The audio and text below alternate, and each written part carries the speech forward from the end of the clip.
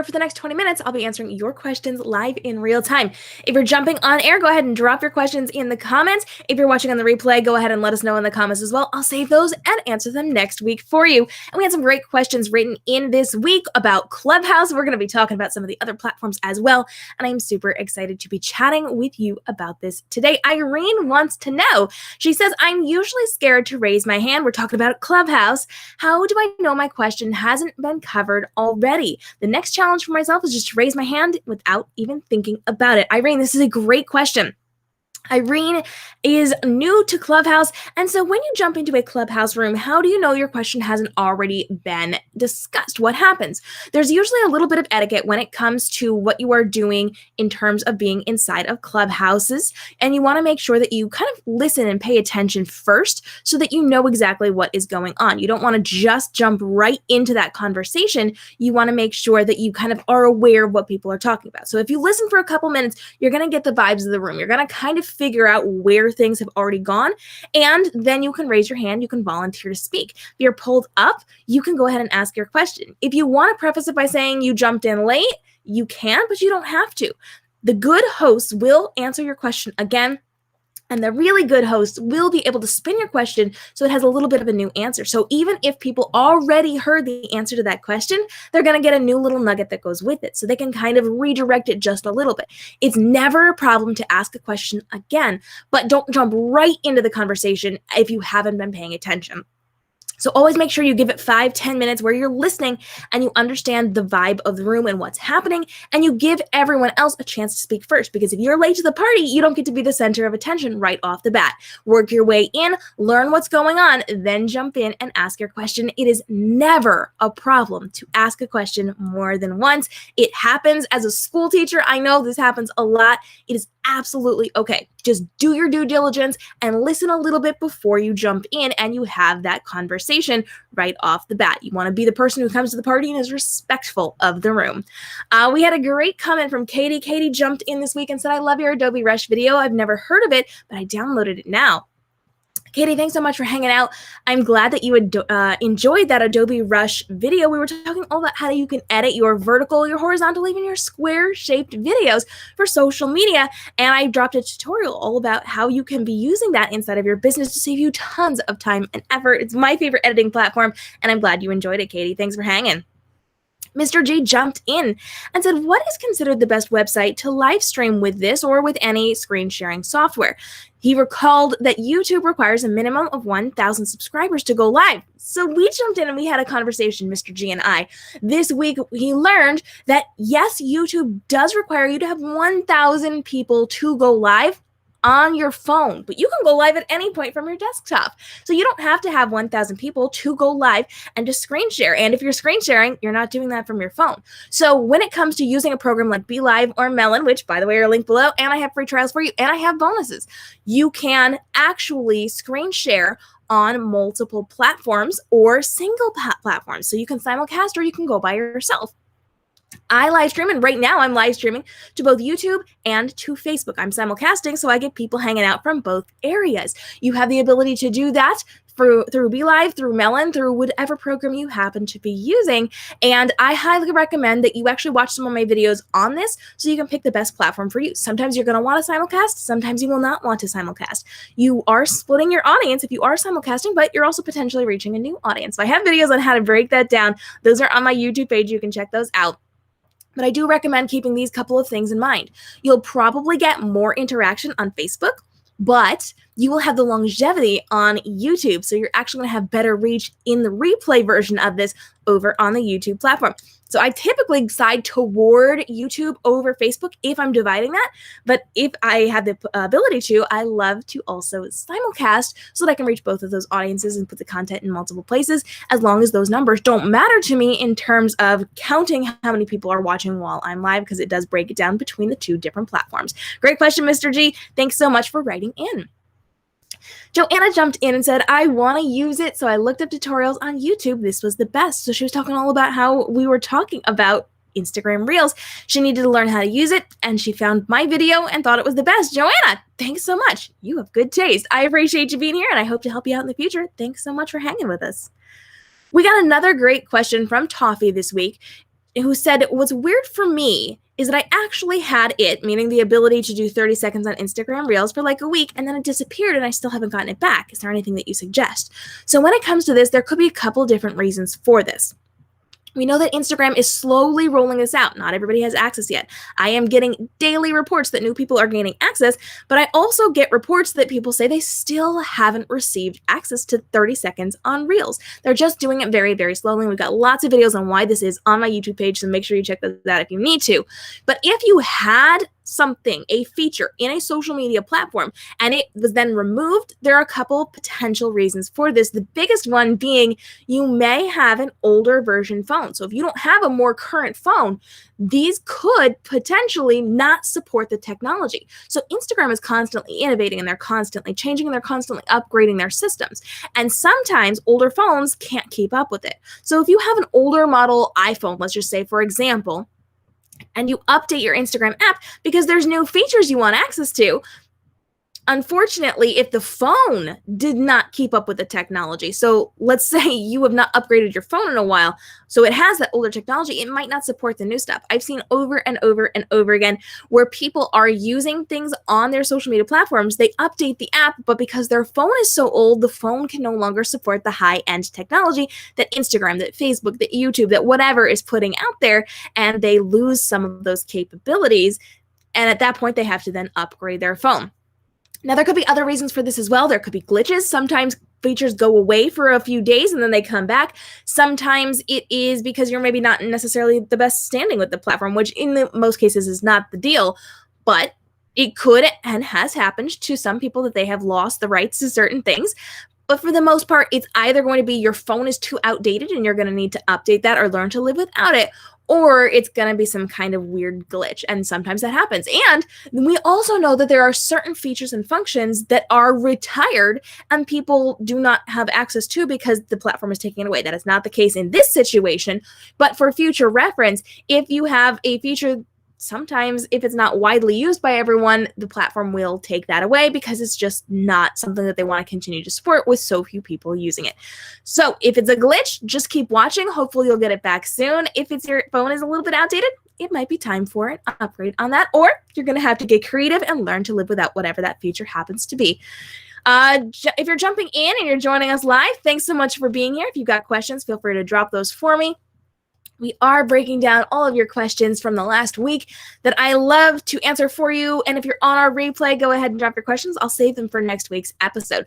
Brandy jumped in and said, I just got on Clubhouse and this is so useful. Clubhouse is so cool. For those of you that don't know, Clubhouse is an audio-only based social media platform. It's basically like walking into a conference, but you can only hear people. It's not visual, it's only audio, and you can go from room to room to room, and it's short lines to actually talk to your favorite famous people, industry leaders, celebrities, all the cool things. You can actually ask them and interact with them in real time while you're on air with them, and they can respond to you. I have been in rooms with Gary Vee. I've been in rooms with Michael Stelzner of Social Media Examiner. I've been in rooms with people who have been on Shark Tank and been super successful. I've been in rooms with different millionaires and entrepreneurs and celebrities and really cool people. And I've actually been able to talk with a lot of them one-on-one and ask questions and give my opinions on things and do all the cool things. So this is the best platform to be on right now because it is on the rise. Millions of people have jumped onto this platform. Millions of people are waiting to get in, and it is so much fun. So Brandy, welcome to Clubhouse. I am so excited that you're here. I can't wait to see what rooms you're going to run and where you're going to participate in. Danielle's in our comments, loving on Clubhouse as well. And if you are not following me, make sure you do at KM Robinson.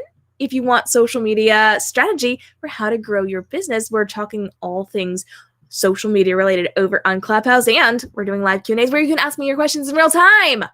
I'm super excited for that one. And those start next week. We've got some really cool stuff coming up for you. So check in my bio on Clubhouse for the schedule for that. Thanks, Brandy, for hanging out. We got another great question this week. It says, may I please know why whenever I comment on my videos, and they actually meant on YouTube. They posted on an Instagram video, but they meant YouTube as we continued our conversation. So they want to know why when they comment on their video and then pin it, then once they refresh their page, it's no longer there. What seems to be the issue with that. So when you are posting on Instagram, you want to make sure that you are leaving a comment on your videos, and then you're going to click the 3 little dots, the ellipses right next to it, and that's going to give you the option to pin that particular comment. That will keep it at the top of your comments so that people can see it, and then they can fill in their comments down below. Now, if you're having trouble with it staying pinned, this is not right. This shouldn't be happening. So it likely means there's something wrong where you need to be clearing the cache of your browser. So you need to be clearing your browser history, clearing those caches so that it doesn't remember the weird faulty stuff. And then try it again. At that point, do a hard refresh of your screen, which, by the way, if you're on a Mac, you can hit Command-R and it hard refreshes that screen. It's amazing. And you should be able to pin it from there. Other than that, it could be a glitch. Maybe give it a day and try again. Every once in a while, glitches come up, but usually it's related to your cache being a little weird, and you just have to clear that cache or that browser history, and then you need to hard refresh that page, and you should be good to go at that point. Thanks so much for writing in. Let me know how it goes for you. Six Figure Business Coaching commented this was a hot topic this week. Definitely we'll look into this, all about Clubhouse. I broke down what Clubhouse is, how to use it button for button. We also broke down exactly what you need to know about Clubhouse bios, because they are nothing like other social media platform bios, and these are so amazing for making money in your business. Check out the video. It's a good one. We also had a great question. We were talking about live streaming on TikTok or on any of the social media platforms. And this person wanted to live stream gaming, which a lot of people do, but we actually had a conversation about being careful with that, because most of these things are copyrighted and they don't actually allow you in their terms of service to be live streaming gaming. So some companies do, some don't. Some allow you to do it despite it being in their terms of service. You just have to pay attention, because you could potentially be sued for copyright infringement if you are streaming or using their game in a public way, whether or not you are making money off of it. So you just want to check the terms of service before you stream anything or get permission from the company, so that you are actively promoting them and working with them in a way that they approve of before you just jump in and do it. So always, always, always be careful whether or not you are making money off of something. If you are using somebody else's product, like a video game, you gotta be careful with that. Nomad Moda jumped in and said, "This is so helpful. I've been accepted to the app, meaning Clubhouse, but I don't know how to use it." Well, I am so glad that we could provide that tutorial for you today. I hope that you do so well on the platform. Let me know what you're going to be speaking about, what you're going to be participating in, and I'll pop in and say hello in some of your rooms. And of course, we also got another great question, which I know is a little small to read right here. But Christopher jumped in, and basically what Christopher wants to know is how he can extend his reach to different countries. So we had conversations, we chatted about what he kind of does for a living. And I wanted to just point out, when you are looking for a new market to get into, so he was in Canada, he's looking to get into the US with his business, he wants to reach people in the US. So what you need to do is look for people leading in that industry or in that area, look for influencers, look for companies that you can work with and do collaborations with, and then you need to do your research on those companies. You can then reach out to those individuals and companies, and you can talk about doing collaborations, but the entire key is that you have to learn who's going to be a good fit and then bring them a collaboration that is worth their time. Usually you're going to want to pay these people as sponsored content, but you can offer collaborations that are mutually beneficial as well. And some people will take you up on it and some people won't. You just have to do your due diligence and really work hard to know who you're potentially reaching out to and how you can be working together with them so that you both benefit from that. And it is a process, it's a little bit of work, but it is absolutely worth it when you are trying to reach out to a new market. And there's tons of resources on the YouTube page about that as well. Christopher, thanks so much for writing in. Danielle jumped in and has said, "Do you ever recommend taking a break from social? I know people do it with their personal lives often, but it seems it wouldn't work well to do that for a brand." That is really, really hard, because if you kind of stop communication with people, they're not going to know why, and they're potentially going to get out of that routine or rhythm of having conversations with you. So if you as a business are posting once a week and all of a sudden you stop for a couple weeks, what's going to happen? They're going to start to forget about you. They're going to not show up. So let's say that I post every single day. Let's say I do a live stream every single day, and all of a sudden I take a full week off. those people who had it programmed into their schedule to come join me for those, all of a sudden for multiple days in a row or multiple weeks in a row, I'm not doing it. I'm not showing up with that commitment that I made to them. They're going to find something else to fill that time. They're very likely going to leave, and they're not going to come back to me even when I do come back. Or if they do, it's going to be sporadic and out of sync with what they typically do. So should you be taking breaks from social media as a business professional? Not for long periods of time. If you need to take a day off, that's cool. That's cool. We get it. If you need to take a holiday off where you're taking a couple of days off, that's cool. We get it. We understand social constructs like holidays. We get that. We understand if an emergency comes up or if there's some kind of like medical thing you've got going on. People get that. But just to take breaks, that's typically not going to work very well for your business, which then means you have to do it in a way that they don't know you're doing it. So at that point, if you know you need a break, if you need to step away from things for a while, you can do it. You just have to prepare for it. So you need to come up with the content that you're posting. Maybe it's not quite as much content as usual, but you need to plan that content in advance and get it done. It might mean you need to work a little bit harder to get a break. So for me, if I were going to take a week off, I would have to work extra hard the week or two beforehand to get my content made and then schedule it so I didn't have to deal with it. I can just hit a button and let it go out. Or I can schedule it in like Facebook and just have it go out at the appropriate time. Now, if I'm smart about it, I'm probably going to check in and like respond to a couple comments here and there just so people don't think I like ghosted them. But for the most part, the heavy lifting of my job is going to be done already. And then I'm going to continue to put that content out, but they have no idea that I'm actually not active in my business that week. So you do need to have content ready to go. And I highly recommend, and I have videos on this, I've got courses on this, I got everything for you. I highly recommend you having a bank of content that can be evergreen content. You can put it out whenever. It's connected to your business, it's related to your business, but it's not time sensitive. I recommend that you create like a week's worth of content in your business and just have it set aside. This is stuff, again, that's not time sensitive, that you can put out at any point that helps your business and grows your platform and helps your audience in some way, but isn't something that's essential to the success of your business right now. Have these things banked and ready to go. So should something happen, you're prepared. If you need to take a minute because you're about to have a breakdown, you will be ready. You'll have that content ready to go. Should an emergency medical situation come up, you're ready to go. Back when I lost my grandmother, I was ready to go. I had stuff, so I was able to put things out, even though no one was expecting her to pass. I was taken care of inside of my business because I had done that work. If I hadn't, I wouldn't have had anything out there, and I would have lost a lot of that conversation with my customers, with my people, my students.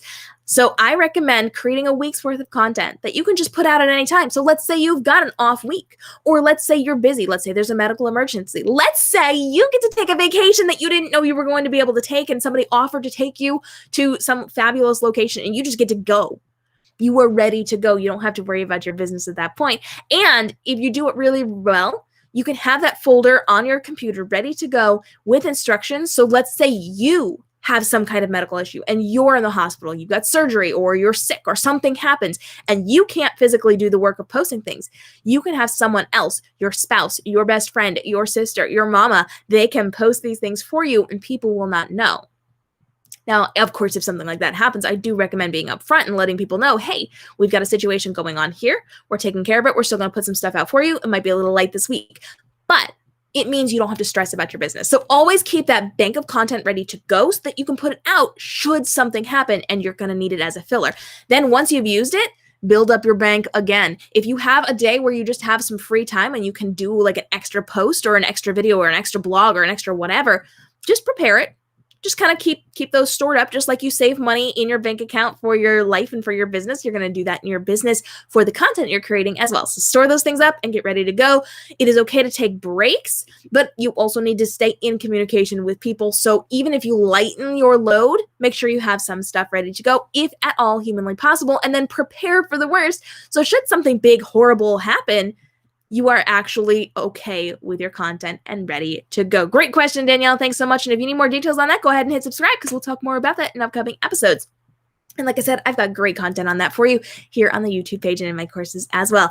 Y'all, thank you so much for joining me. We are right at the top of our 20 minutes, and so we will be answering more of your questions next week on our live Q&A. If you're not on Clubhouse, make sure you come join me. We're doing live Q&As where you can talk to me voice to voice on the Clubhouse app for half an hour to an hour every single week to get your social media marketing questions answered to grow a more profitable business through smart social media marketing. And if you've got questions, go ahead and drop them in the comments below. I'll save them for next week and we'll get those answered for you.